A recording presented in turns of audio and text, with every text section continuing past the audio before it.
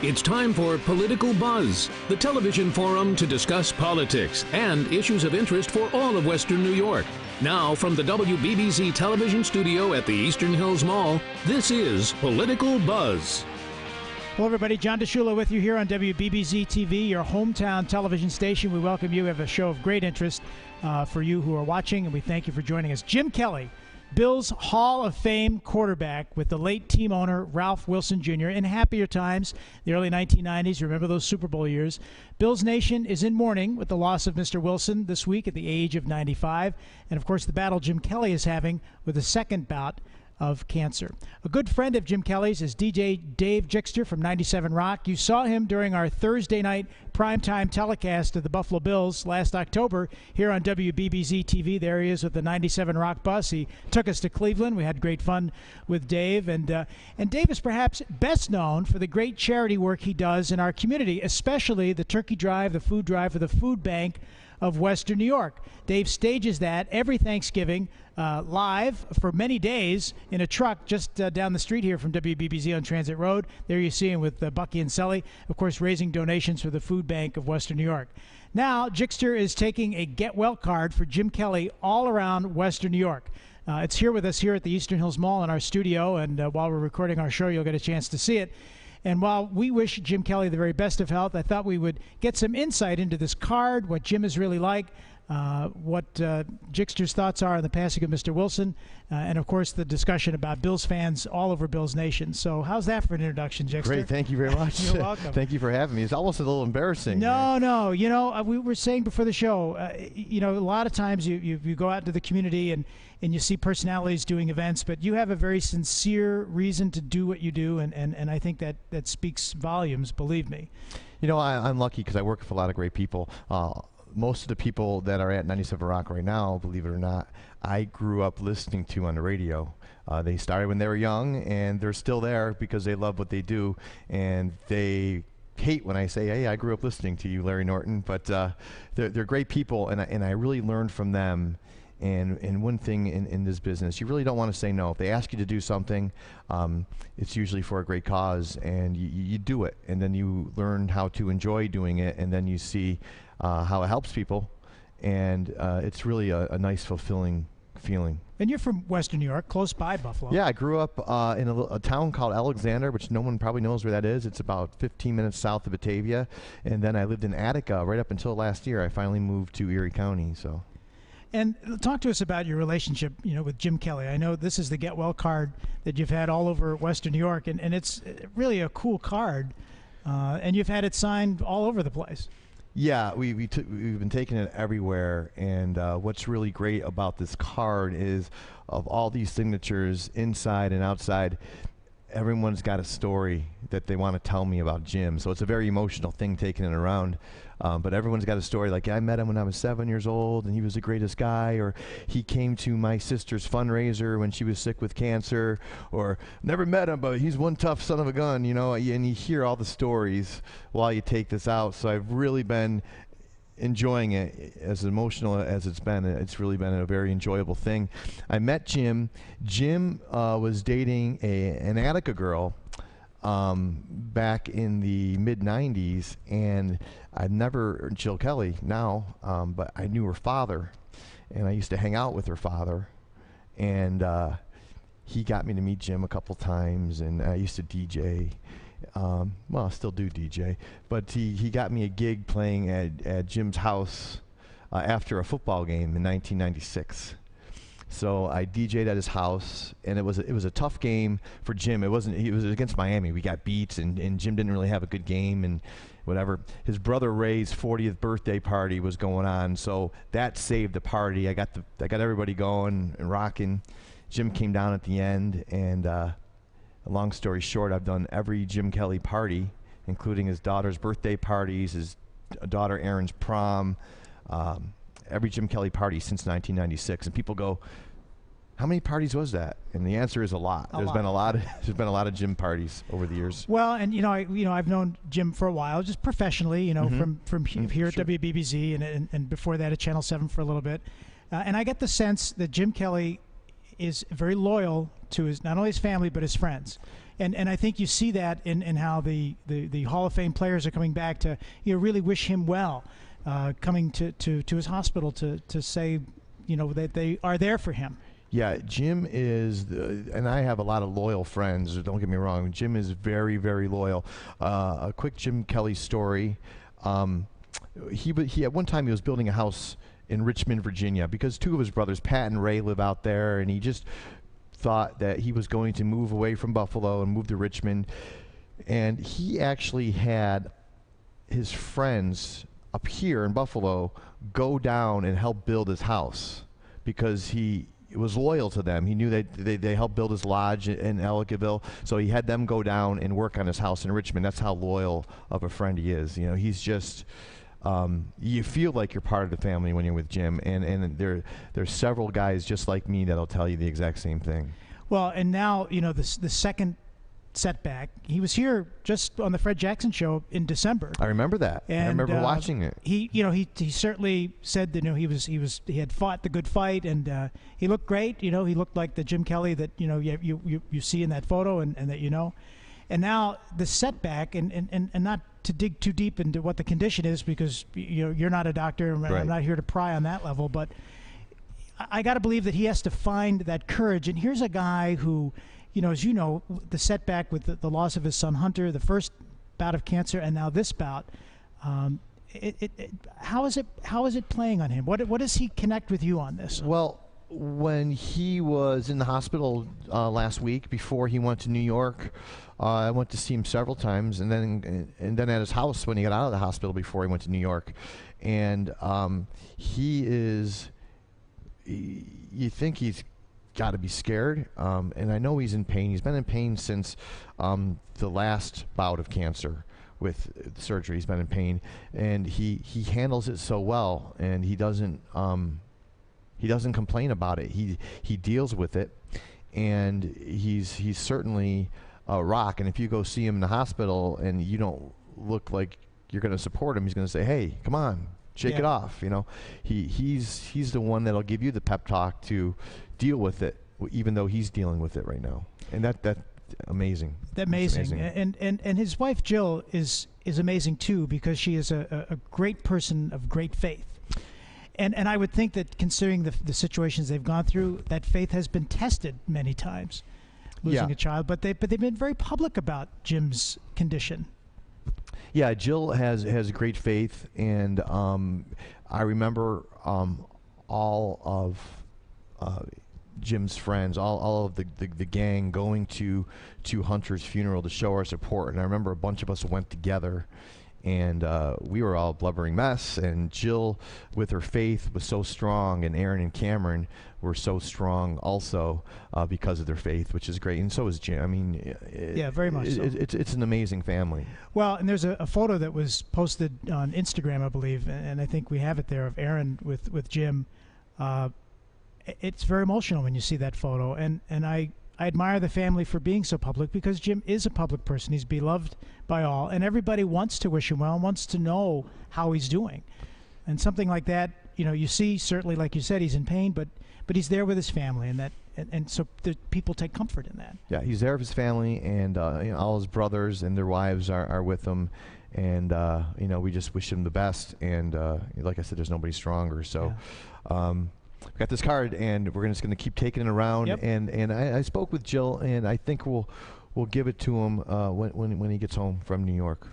Talk to me about the passing of Ralph Wilson too, because you, as a lifelong Bills fan, did you ever meet Mr. Wilson? I've met him several times. I know he was at Jim's wedding.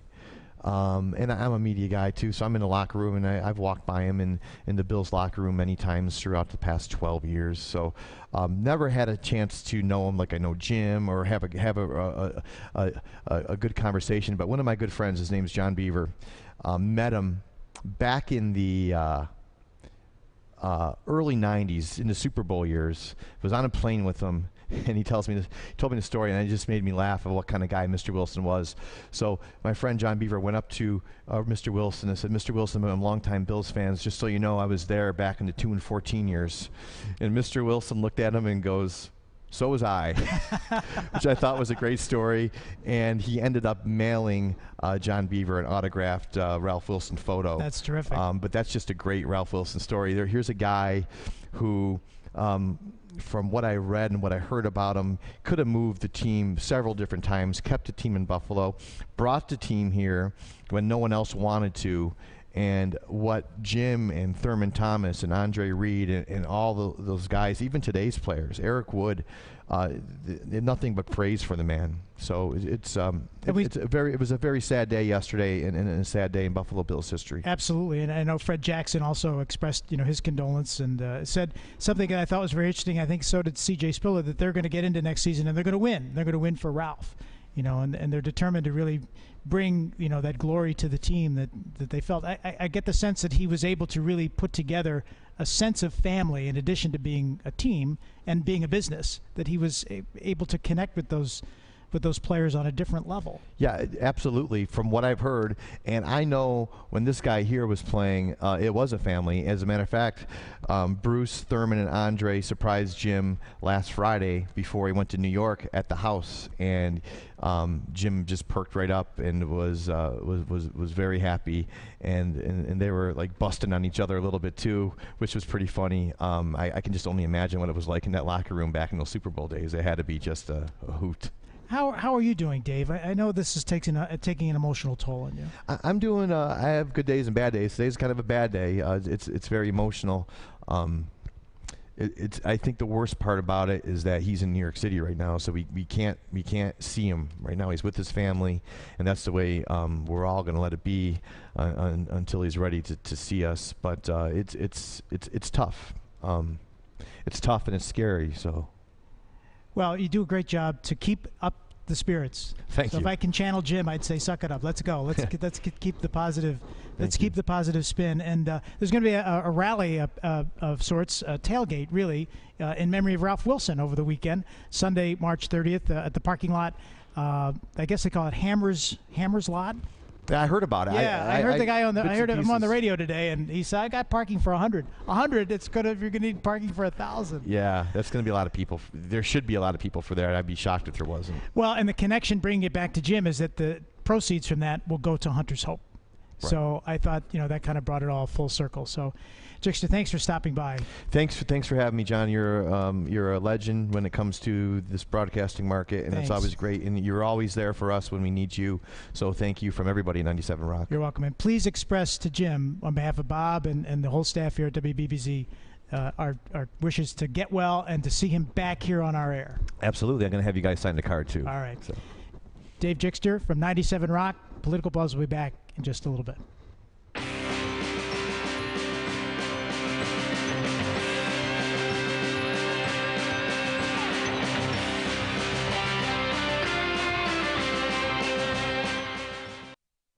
It was just a few months ago right here on Political Buzz that we met the Most Reverend Richard J. Malone, Bishop of Buffalo.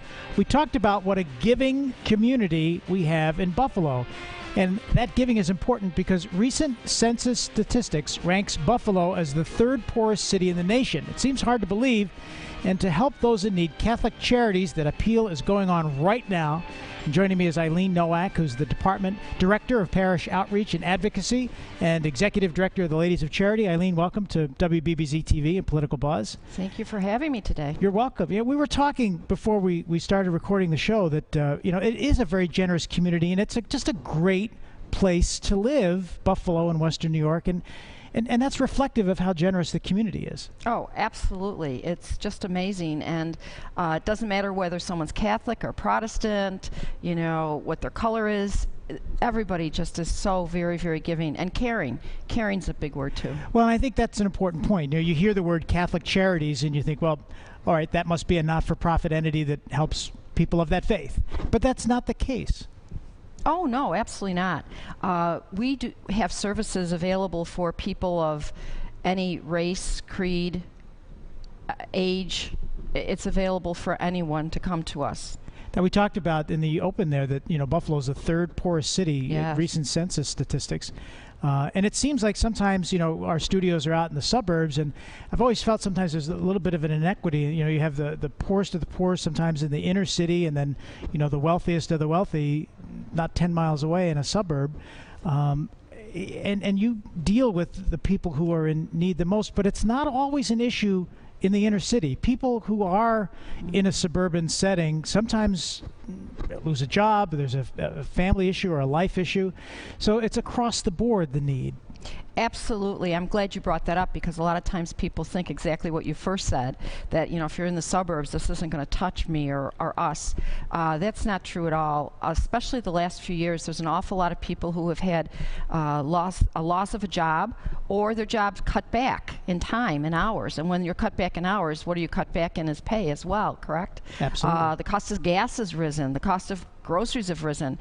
And somebody gets ill in the family. It just adds up, and before you know it, that person's in the same situation as somebody that's in the inner city.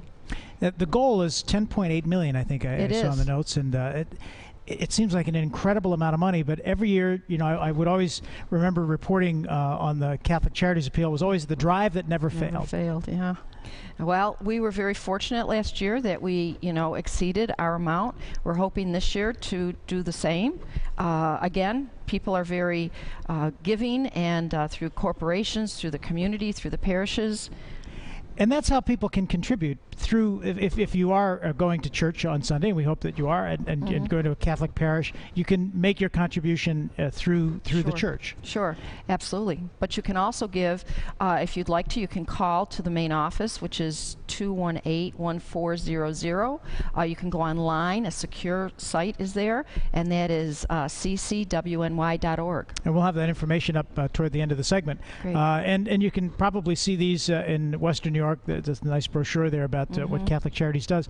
And I noticed in doing some research, it's more than just food and the obvious. There's behavioral services, health services, and an interesting cross range of different things.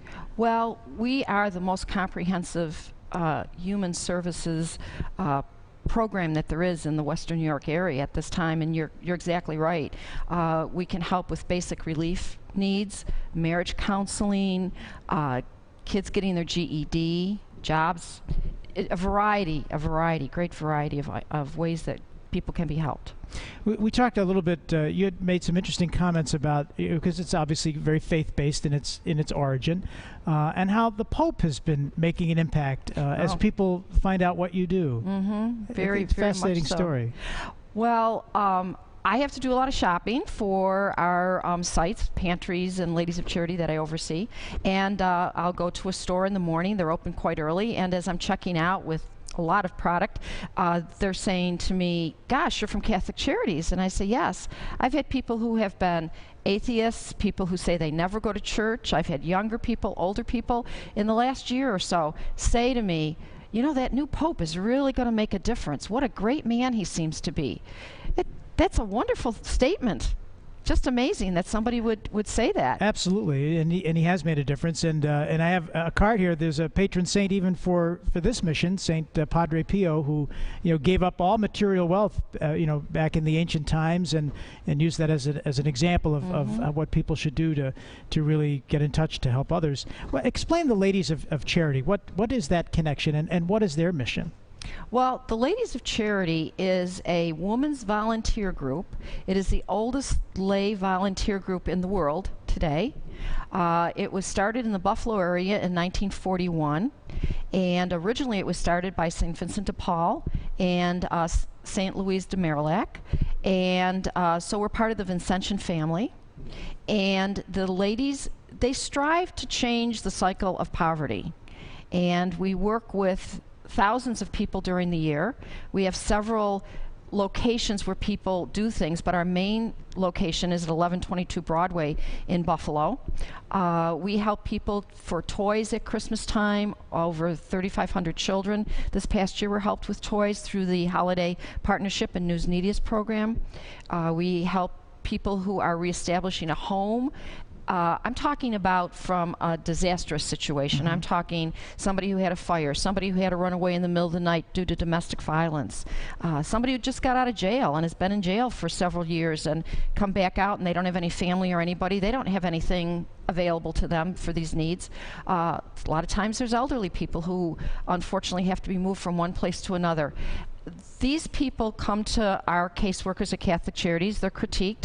Then a referral is made to the Ladies of Charity, and we help them with what we call a fresh start. And that would be items such as any kind of household item that you can imagine, that if you walked into your apartment and there was nothing there, what would you need? You need pillows and blankets and sheets and pots and pans and so on and so forth. We create those kinds of items for people so that they have a good solid start. I sense a great passion in how you've presented just that story and your passion for Catholic Charities, and you've been doing this a long time, Eileen. I guess it is long. 24 years this year. I came for 1 year several years ago. I had given up my business that I had run for 25 years, and I thought, well, I'll do this job with the Ladies of Charity. That's how I got started there. And I thought, oh, 1 year, and I had other plans in my life, and here I am 24 years later, and can't leave. Too many great people. Well, we need people like you. I mean, honestly, and you need volunteers. It's not just money. I would think that the Ladies of Charity and the Catholic Charity Mission need volunteers to help. Well, we have over 1,500 volunteers within the Catholic Charity structure. At our food pantries, Ladies of Charity, volunteers who are working on the appeal very hard right now, obviously, people who do work at the offices, people who work in our resettlement group, and so on. So we use a lot of volunteers within our structure. I know there are some important dates coming up. Yes, for this. there are. Why don't you go through those while I find them here in my notes? Okay. First, we have Report Sunday, and that would be April the 6th. And then that goes through to the following weekend on Palm Sunday, and that is when the reports come in, and we hopefully will have made our appeal at that time. If we do not, we have till the end of June for that to happen. That's our full appeal time. As you said earlier, you know, a lot of times we make it by that Sunday, and let's hope we do this year, so everybody doesn't have to work so hard the rest of the time. So it is the Lenten season and Easter coming up. So if you want to sacrifice something, maybe you sacrifice something for the good of others in the Catholic Charities Appeal 2014. Good luck to you, Eileen, and everybody at the organization, all right? Thank you so much. Oh, you're welcome. And let's end with the website now. As Eileen mentioned, it's www.ccwny.org. It's a secure site, and your help is appreciated. The drive that never fails. Political Buzz will be back right after this.